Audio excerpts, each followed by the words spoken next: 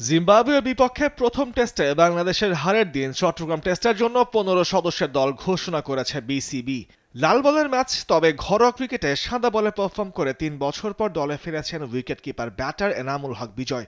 চলতি ঢাকা প্রিমিয়ার লিগে দুর্দান্ত পারফরম্যান্সের পুরস্কার পেলেন এই উইকেট রক্ষক ব্যাটার। গাজী গ্রুপ ক্রিকেটার্সের হয়ে টুর্নামেন্টে এখনো পর্যন্ত করেছেন ৪টি সেঞ্চুরি, যার সর্বশেষটি এসেছে বুধবার, যেদিন জিম্বাবুয়ের বিপক্ষে বাংলাদেশ প্রথম টেস্ট হারে। ফলে ৩ বছর পর টেস্টে দলে ফিরতে যাচ্ছেন তিনি।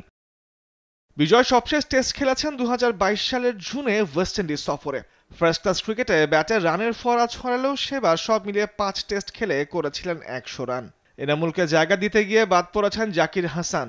২৭ বছর বয়সী এই জাকির অবশ্য সিলেট টেস্টের একাদশে ছিলেন না, তবে দলে একাদশে না থেকেও বাদ পড়াটা একজন ক্রিকেটারের জন্য স্বাভাবিক প্রক্রিয়া কিনা সেটা নিয়ে প্রশ্ন থেকেই যায়।